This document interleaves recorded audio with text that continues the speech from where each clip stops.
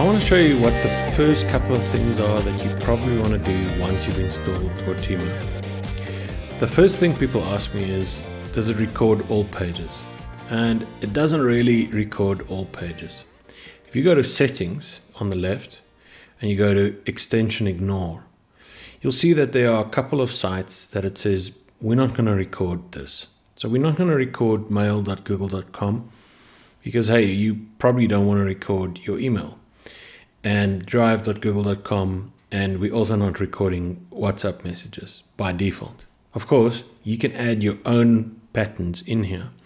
And the easiest way you can do this is like this. I'm going to show you quickly. Let's say we don't want to record Twitter. We go to Twitter, anyway on Twitter, and we click on the control box here in the top right, and we say ignore this site. As soon as you say ignore this site, it brings up a little diagram that says *twitter.com * ignored. And now if you check in this list, you got to obviously reload it. And we go back to extension ignore, you'll see that Twitter is added in the site. That's the first thing. Second thing is, you'll see that it says the extension is on Twitter, but that the tab is ignored. So clearly now, when I go to the next, let's say we go to, well, that's where we were, and we browse around in here, then you won't see you won't see any further pages on Twitter being recorded here. You'll see the first one, obviously, because that's the page that you were on when you set this filter in order to set it. So you'll see the first page, but subsequent pages you won't see. So if I do a reload over here, there's nothing, right? This is now ignored. If you want to unignore it, you got to go back to settings, you got to go to extension ignore, and you got to take this away.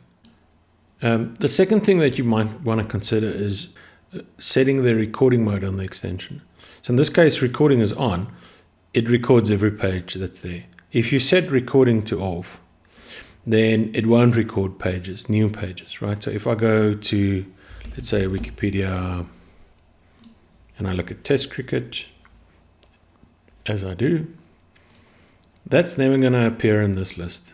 It's never going to appear in this list unless I tag something. So if I tag a piece of text, or I tag an image, or I tag the page itself, then it will actually record this page. Or if I click on this shutter, so if I click on the shutter, now it is recorded. This page should now appear, once it's indexed, should now appear in this list over here. And there it is, test cricket. Now appears in this list.